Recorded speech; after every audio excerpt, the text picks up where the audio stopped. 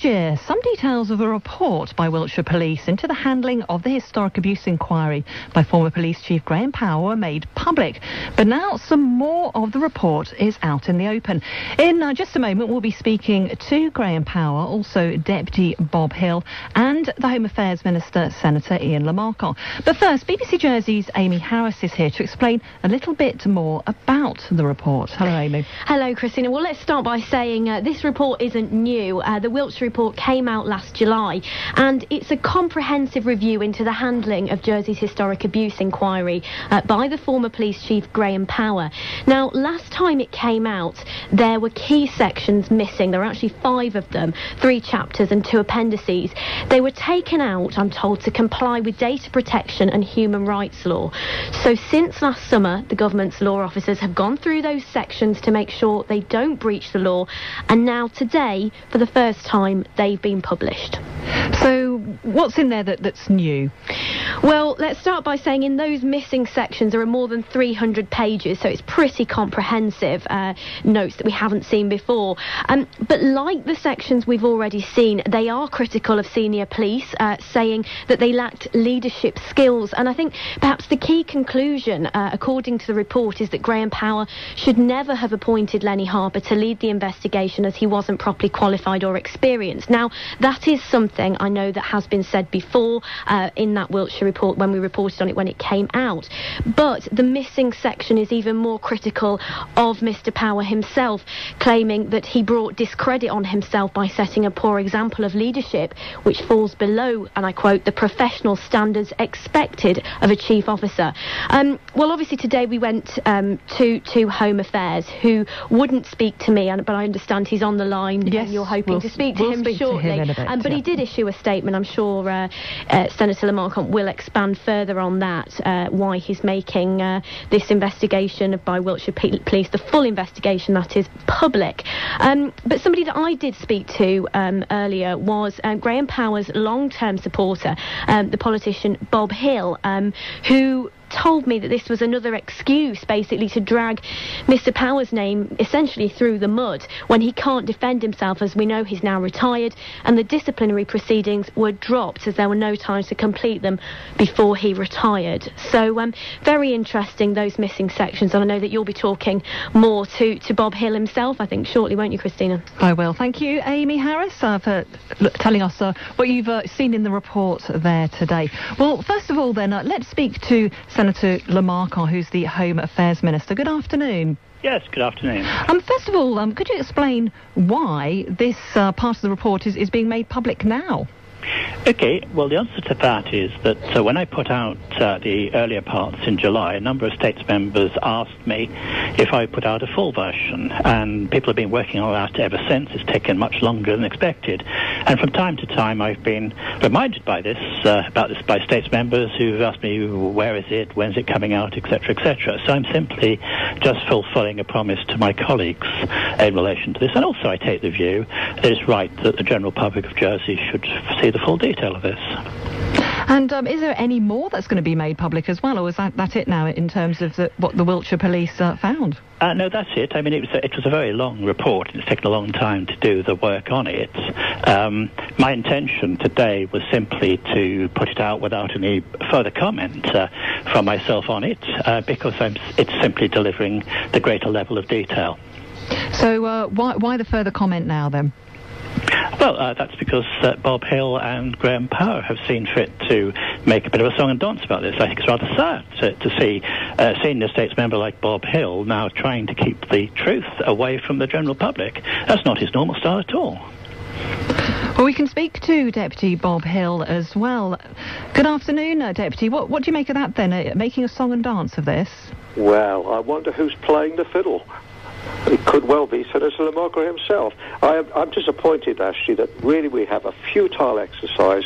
The discipline cases has been dropped. The Chief Minister has said that as far as they're concerned, Graham Power is innocent. It's now Mr. Graham Power. I just find it hard to believe that Ian can justify producing a document because he's been asked to by certain states members. I'm all for openness. I would welcome the openness opportunity, as indeed Graham Powell would have been, to attend a formal discipline board so these highly confidential personal information, which is on every document, every page of this document, could then be thoroughly discussed and indeed a proper channel given the opportunity for Mr. Power to defend himself against the allegations. And that's all they are. And I'm surprised really and disappointed that Ian should come along months after everything and come along and just put them out in the open without any explanation. In fact, there's no justification. You heard the Minister say there, though, that it just took time to check and make sure that these parts of the report could be made public. But it should never have been made public in the first place, because where it should have been made public, well, if indeed public, it would not have been a public hearing anyway. But the matter was prepared for a discipline. And then those cases or the allegations should be put before a discipline board. And in actual fact, then the findings, if it had been so wished, could then have been made public. We've had all this issue about the Napier report being highly confidential. And here we have now a document which was highly confidential, a one-sided report put out in the public. Now, how can we say, in fact, I'm reading here, that this is human rights compliant? Come on, Ian, this cannot be human rights compliant. And why would you say it's not human rights compliant? Because all we have these allegations and no opportunity for Mr. Power to defend himself in an open court as he ought to have had the opportunity, or indeed at the discipline board in this particular case. Well, we can speak to Graham Power as well, the island's former police chief. Good afternoon. Hello, Christina. First of all, can you tell me how did you find out about this latest part of the Wiltshire report being made public today? Well, I certainly didn't find out from the Jersey Minister or any of his staff. I learned indirectly. A friend contacted me and said, do you know that Ian Lamarquand's putting out a report about you tomorrow? And that's the first thing I heard about it. I wasn't given any formal notice. I wasn't given any chance to respond. I rather suspect they hoped that I wouldn't realise it was happening and that I'd keep quiet about it. Well, there's no chance of me keeping quiet about it. This report is full of false allegations which the Minister himself did not have the courage or the integrity to take to a discipline hearing. He ran away from a fair fight, and now that my back's turned, he's sneakily putting out this report, trying to damage my reputation with allegations which he knows that he could never prove in a discipline hearing. He lost a case. He lost a case in a fair fight. He is not putting out the full report. I have a copy of a Wiltshire report. It fills 2 large packing cases. I also have a copy, as does the Minister, of a defence case. I bet today you've heard nothing about the defence case.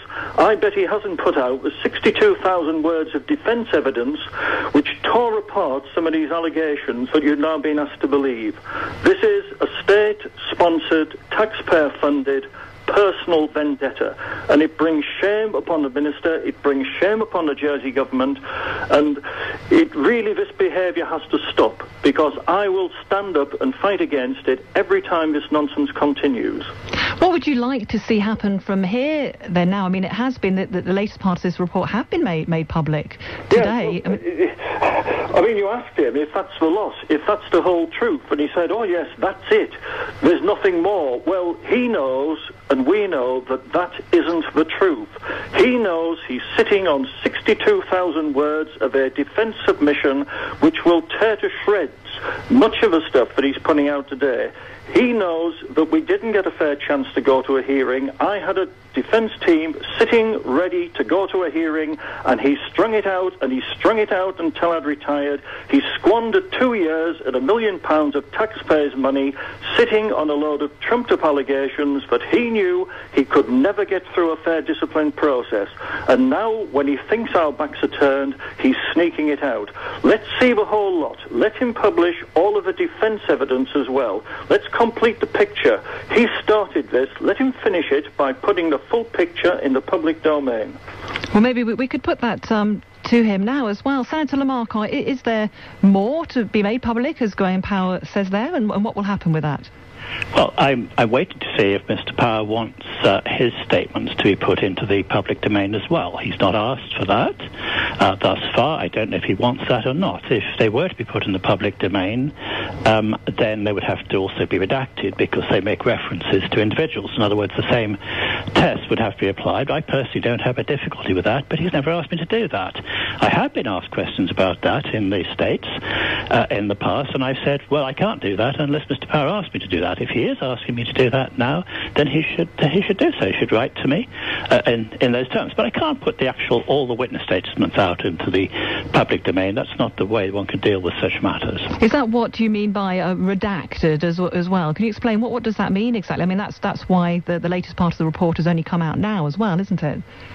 Well, the term redacted means that references to individuals who are not public-facing or particular sentences of information which are particularly sensitive and shouldn't be in the public domain are removed. There are still a few short areas of redaction in terms of paragraphs, but most of the reductions are the names of individuals who are not publicly facing.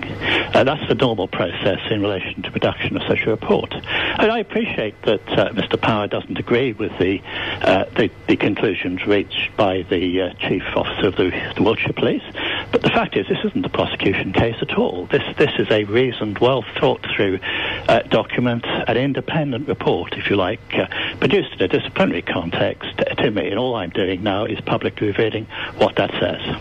Well, maybe we could just finally ask Mr. Power then as well, as the Minister was saying there. I mean, is that something you want to see now then? Is it something you'd like to see everything made public now? Well, I think it's right, and I can only say, but I would refer the Minister to the repeated correspondence that we've had about this and the repeated occasions on which I have asked formally and in writing, and I have copies of the letters saying, look, if you're going to... Firstly, you shouldn't be publishing this report at all. It was produced for a discipline hearing. You cheated us out of a discipline hearing, and so you should now just accept defeat gracefully and go away. You brought a discipline case, you lost it, that's it. But if you really want to go ahead and publish this material, then you should publish it alongside the defence case, so people can see the balance and can see both sides of the argument. It's only sensible that that would happen. It's only fair that that should happen. And what we're having now is this personalised vendetta that is being conducted against me for no reason that I can think of other than I simply refuse to roll over and I continue to insist on my right to have a fair hearing, and I never got one. And that seems to be where we are, but let's publish the lot. I'm very happy for that to happen. Well, thank you for speaking to us this afternoon. That was Graham Power, the former police chief here in Jersey. We also spoke to Deputy Bob Hill, who described himself as a supporter of Graham Power, and also the Home Affairs Minister, Senator Ian Lamarca.